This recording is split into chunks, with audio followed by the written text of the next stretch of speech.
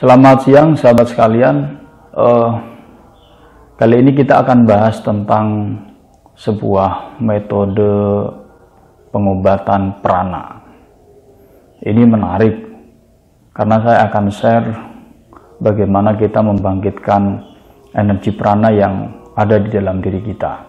Karena hakikatnya setiap manusia itu memiliki energi prana yang terpendam. Ya, jadi artinya semua orang memiliki energi prana, cuman rata-rata manusia energi prananya tidak aktif,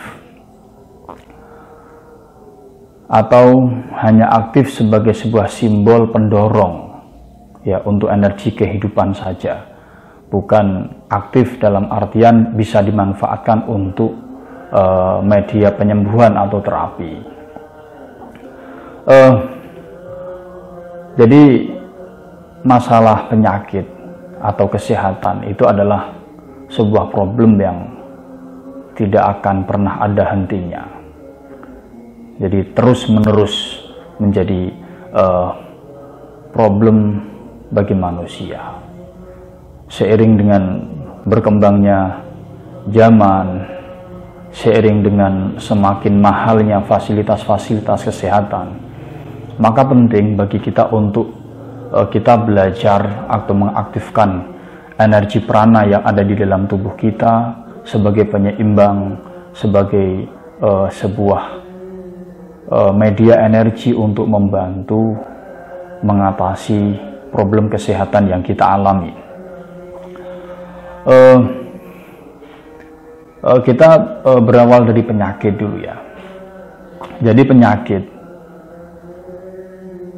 secara ada dua hal, ya, menurut saya ada dua hal yang menjadi salah satu faktor timbulnya penyakit, walaupun ada hal-hal lain, namun dua hal ini sangat penting, ya kan. Kalau secara medis kan ada pola hidup, makanan, ya kan, istirahat teratur, kemudian olahraga teratur, faktor psikis dan lain sebagainya.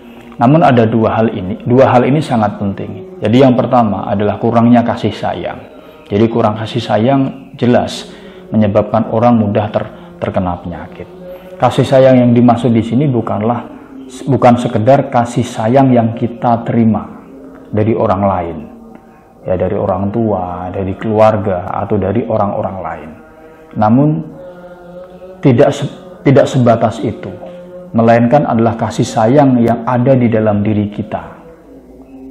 Jadi tidak mutlak kepada kasih sayang yang kita terima, yang dalam hal ini adalah kurang. Namun jika manusia kurang kasih sayang yang ada di dalam dirinya, baik kasih sayang kepada dirinya sendiri maupun kasih sayang yang ia tebarkan untuk makhluk-makhluk lain, bukan hanya manusia. Jika kasih sayang itu kurang, maka manusia atau seseorang akan cenderung sering mengalami problem kesehatan atau penyakit. Karena energi kasih sayang itu sangat penting untuk harmonisasi kesetabilan metabolisme tubuh yang ada di dalam diri kita. Termasuk munculnya psikis, ya, munculnya kegundahan, ketidaktentuan perasaan, itu juga karena faktor kasih sayang yang sangat kurang di dalam diri kita. Nah, ya, jadi kasih sayang itu kalau tadi kita garis bawahi, ada kasih sayang diri kita kepada diri sendiri, kasih sayang kita kepada sesama manusia dan makhluk yang lain, dan yang ketiga ini sebenarnya adalah tingkat kasih sayang yang paling rendah, ya, yaitu kasih sayang yang kita terima. Karena teori kasih sayang itu adalah ketika kita memberi, maka kita akan menerima. Maka sebelum kita menerima, kita harus memberi dulu. Itu, ya. Jadi yang pertama adalah kurangnya kasih sayang. Yang kedua, kurangnya budi pekerti. Jadi jangan dianggap budi pekerti itu sebatas norma sosial kemasyarakatan saja. Jadi budi pekerti itu sangat berimbas, sangat banyak. Bukan hanya budi pekerti orang-orang yang ada di sekitar kita, tapi lebih kepada budi pekerti diri kita. Karena buah dari budi pekerti itu semua indera. kelima indera. Indera pengucapan, indera pendengaran, indera penglihatan, indera peraba, dan indera perasa. Jadi dengan budi pekerti yang baik kita akan mengucapkan hal-hal yang baik. Dengan budi pekerti yang baik kita akan senantiasa melihat atau menyaksikan hal-hal yang indah, hal-hal yang baik. Mata kita akan kita gunakan untuk melihat hal-hal yang indah, yang baik. Dengan budi pekerti yang baik kita akan senantiasa mendengarkan sesuatu, berita, ucapan, atau hal-hal yang baik. Dengan budi pekerti yang baik kita senantiasa akan merasakan, memakan hal-hal yang baik, makanan-makanan yang halal dan seterusnya. Dengan budi pekerti yang baik kita akan menggunakan indera peraba kita, tangan kita, kaki kita untuk memegang, untuk beranjak ke hal-hal positif atau hal-hal baik. Demikian pun sebaliknya, ketika budi pekerti kita kurang baik, kita ambil contoh saja misalnya pengucapan. Ya, kita akan mengucapkan hal-hal yang tidak baik, yang kotor, ya kan? Nah, karena kalau kita melihat teori law of attraction itu, salah satu medianya adalah ucapan. Jadi apa yang kita ucapkan itu adalah doa. Jadi doa itu kan ada doa yang formal. Artinya formal, kita mungkin memang meluangkan waktu untuk berdoa. Kita misalnya kalau kita orang Islam, sehabis sholat kita berdoa, malam bangun kita berdoa, ya kan, membaca bacaan doa-doa khusus. Nah, namun ada doa yang saya katakan non formal. Ini bahasa saya. Artinya non formal itu adalah apa yang kita lakukan, apa yang kita ucapkan, apa yang kita perbuat, itu semuanya adalah doa.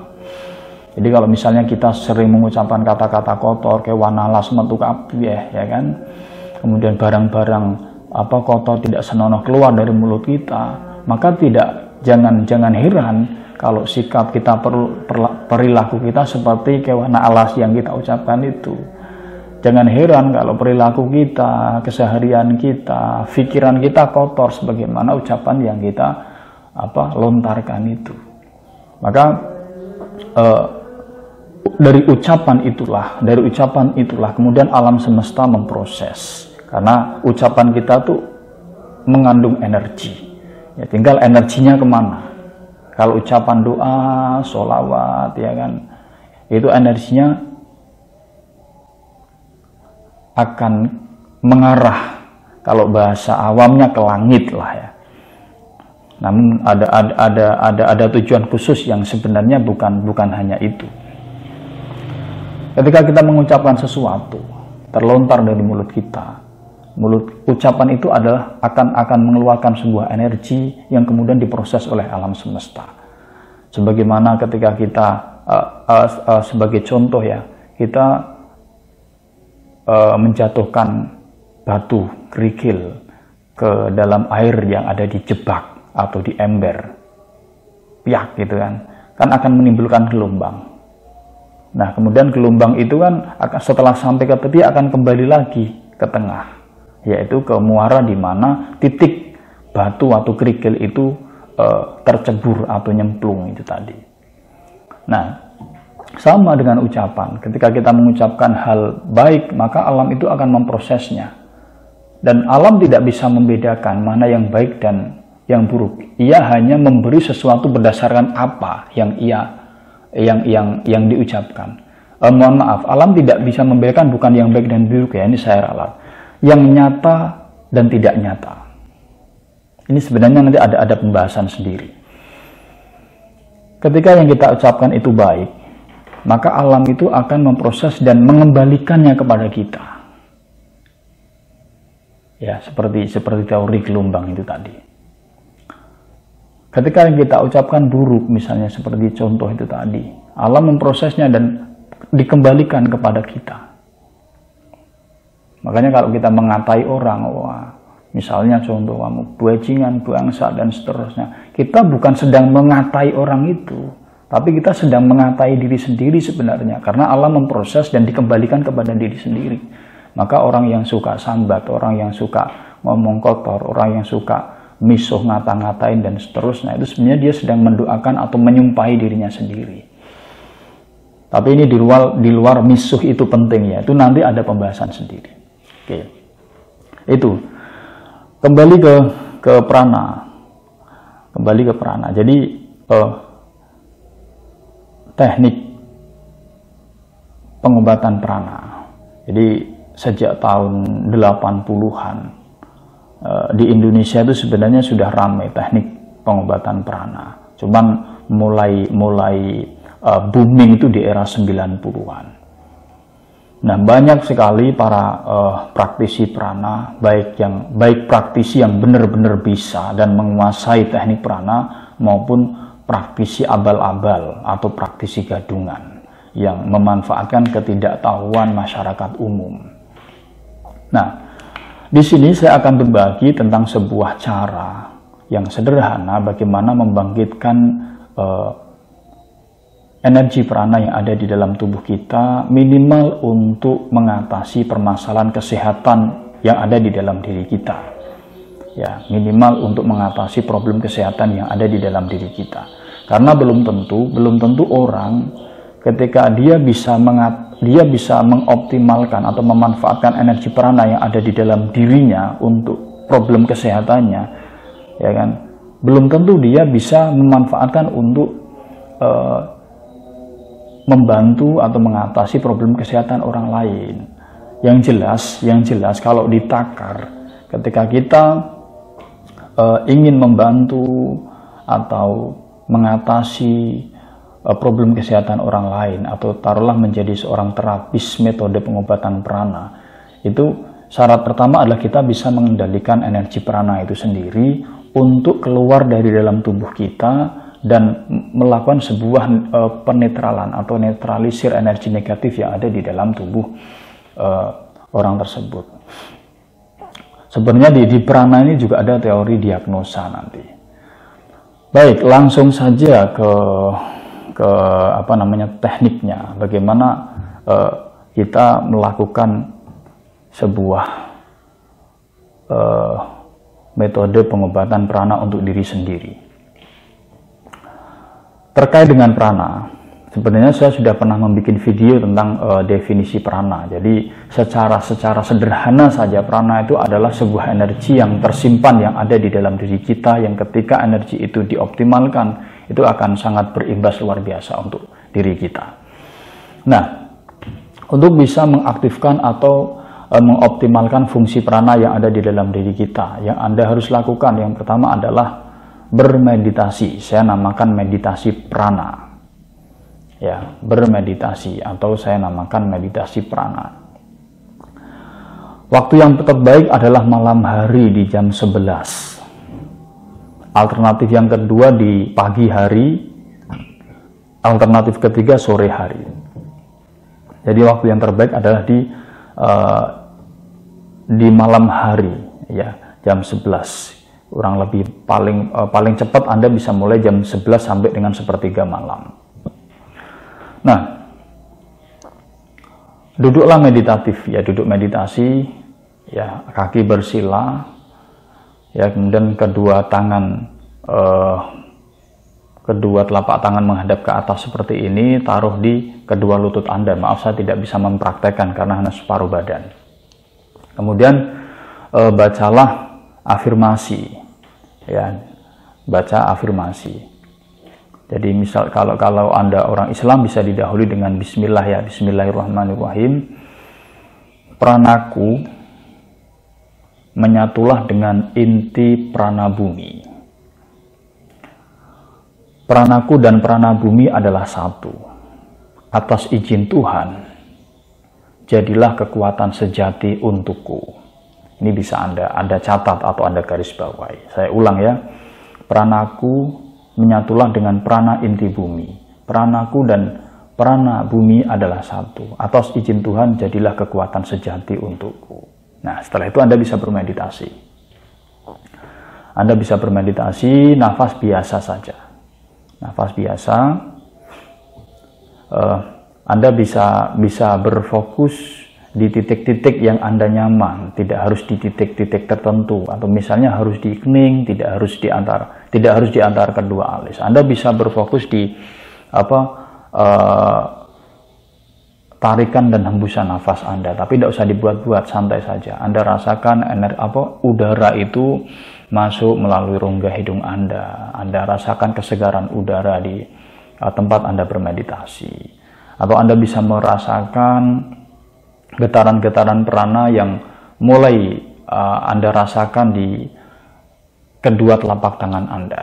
Karena area yang paling efektif untuk menyalurkan energi apapun, ya, energi apapun yang ada di alam ini termasuk energi prana adalah telapak tangan. Karena telapak tangan adalah sebuah wilayah yang diberikan Tuhan sebagai sebuah anugerah paling peka dalam koridor indera peraba. Kemudian lakukan meditasi itu selama 30 menit. Anda bisa menggunakan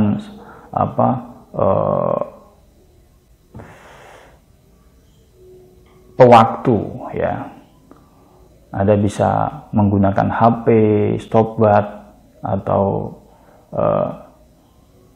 nada dering yang ada di HP Anda. Bisa digunakan untuk membantu Anda membatasi waktu di mana Anda mulai dari menit pertama sampai dengan menit ke-30.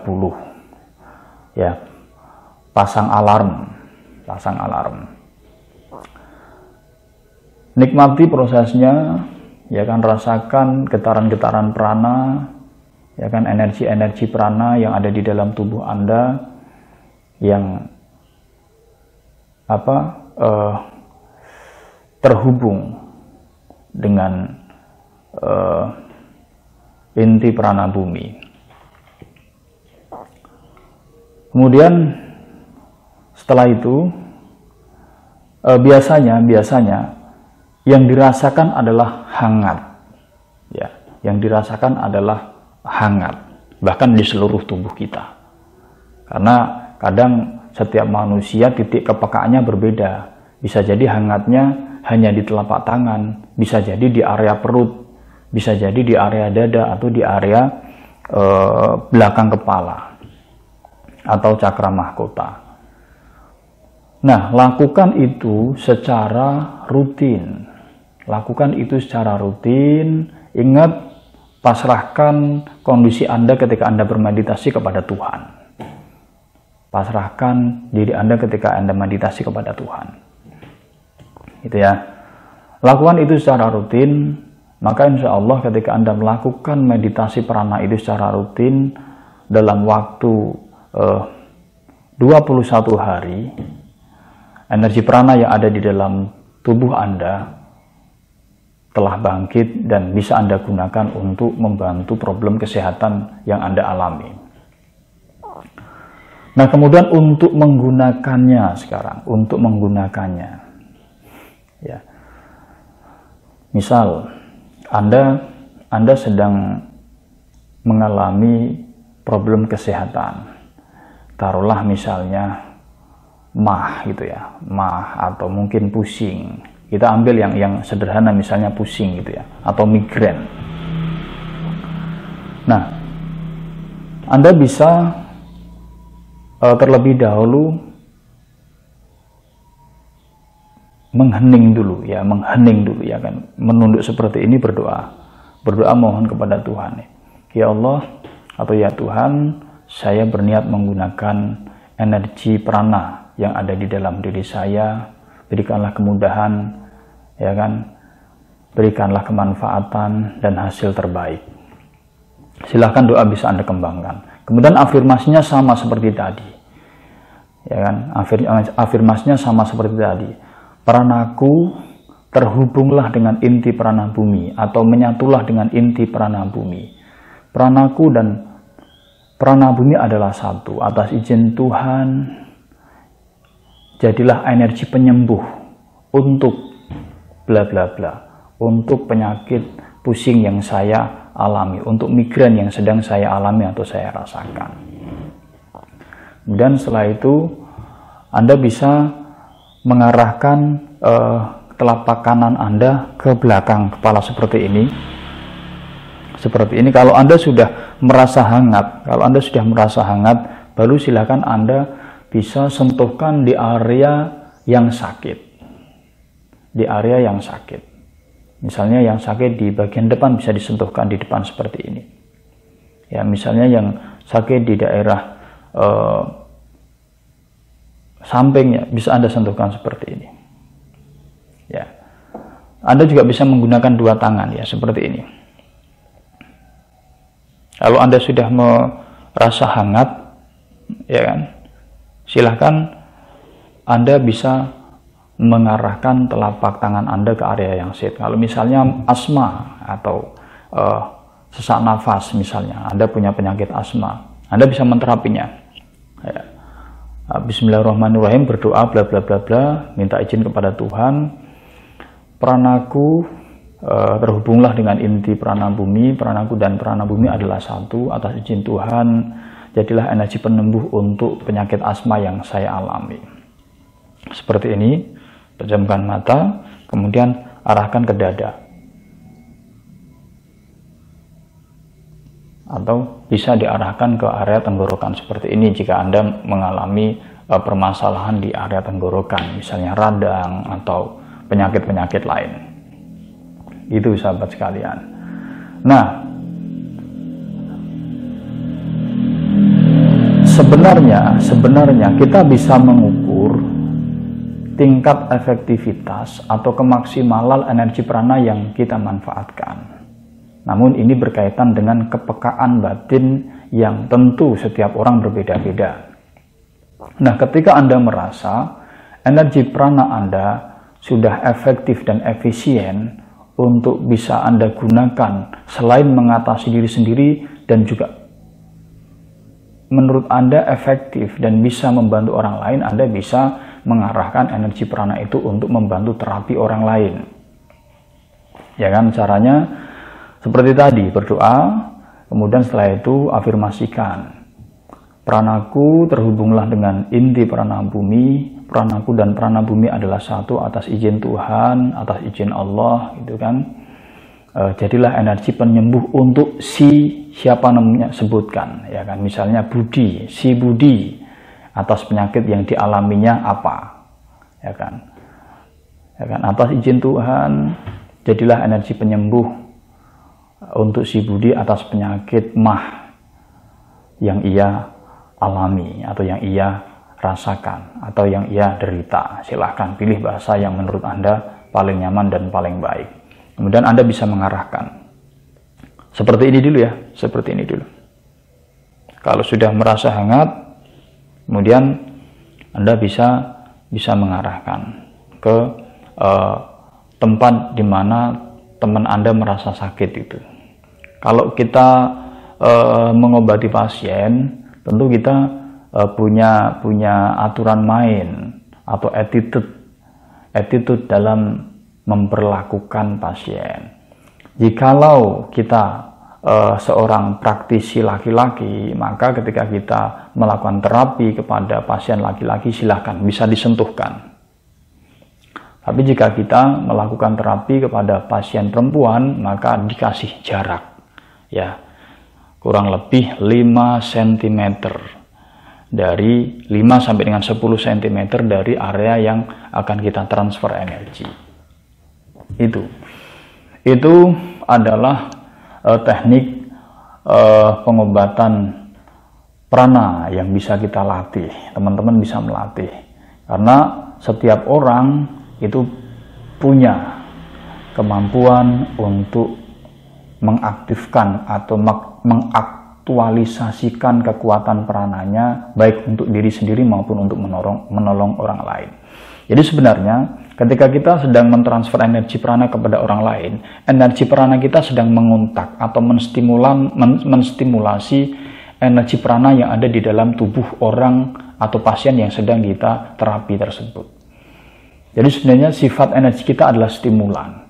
Nah, dari stimulan yang kita berikan, maka energi prana dari orang yang sedang kita terapis itu akan tergugah, ya, untuk memperbaiki problem-problem dari simpul-simpul, saraf-saraf maupun cakra-cakra yang bermasalah, gitu kan.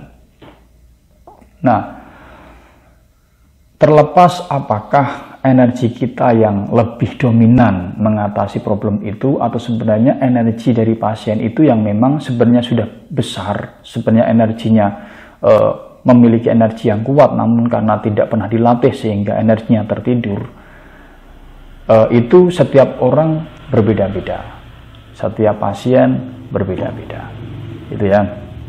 Nah, kemudian teknik prana ini sebenarnya juga bisa kita gunakan untuk mendeteksi penyakit melalui jalur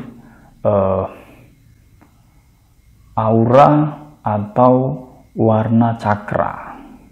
Nah, cuman ini perlu kepekaan,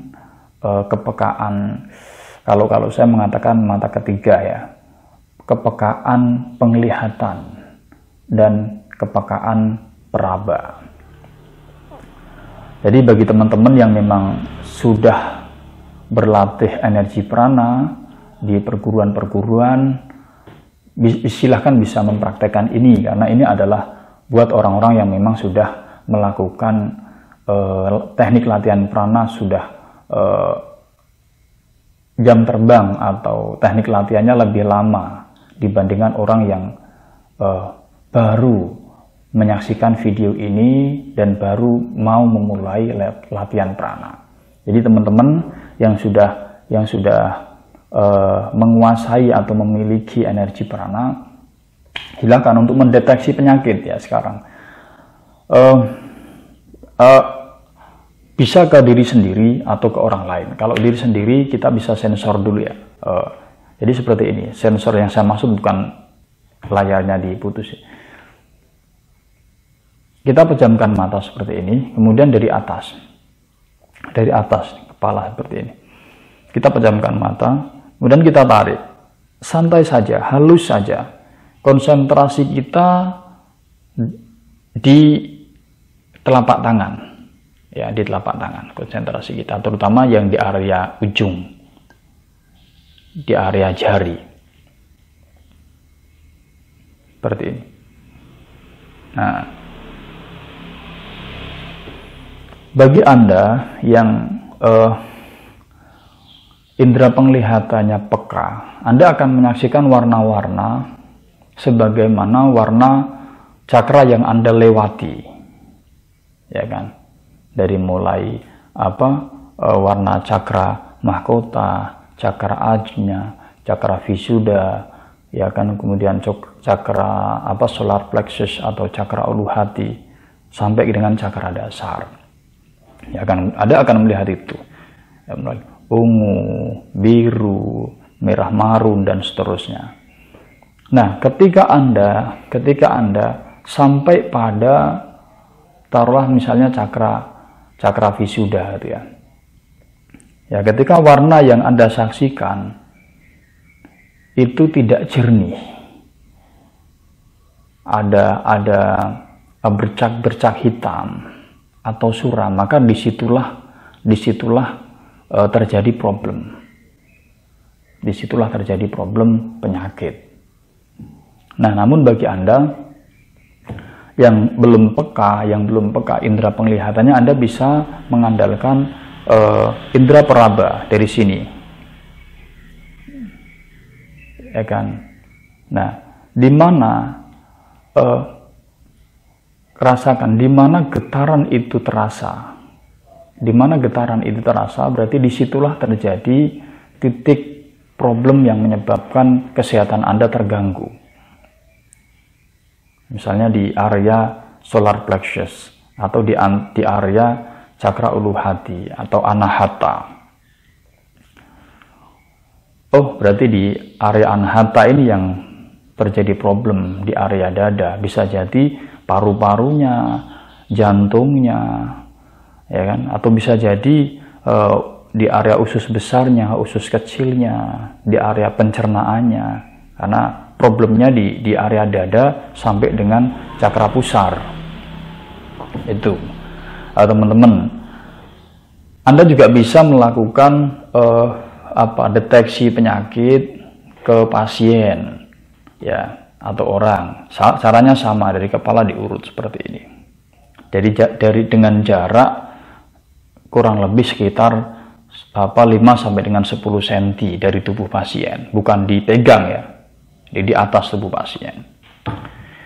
Itu teman-teman teknik penyembuhan prana. Teman-teman bisa mempraktekkan, ya kan.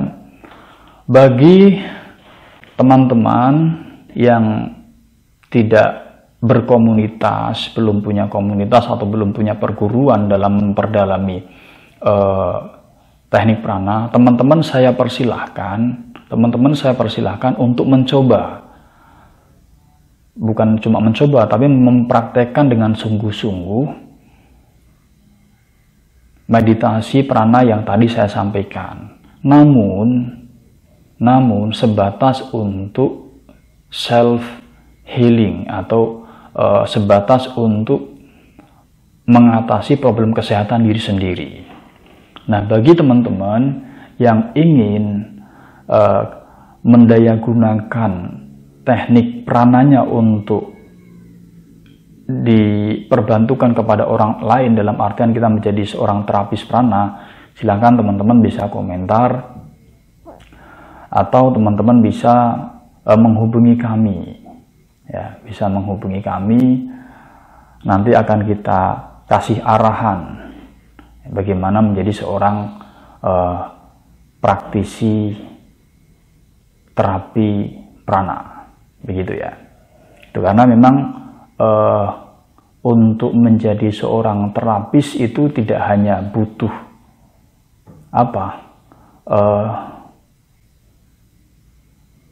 keilmuannya saja, tapi butuh satu yang namanya mental. Yang kedua, izin dari guru atau yang memberikan keilmuan. Dan yang ketiga adalah memiliki kekuatan keyakinan yang kuat kepada Tuhan. Karena kita manusia sifatnya hanya sebagai perantara. Nah, Tuhanlah yang memberikan kesembuhan. Baik, sahabat sekalian, teman-teman sekalian, saya kira itu yang bisa saya sampaikan terkait metode penyembuhan prana. Semoga bermanfaat. Apabila ada kesalahan, mohon dimaafkan. Terima kasih. Sukses dan sehat selalu buat Anda.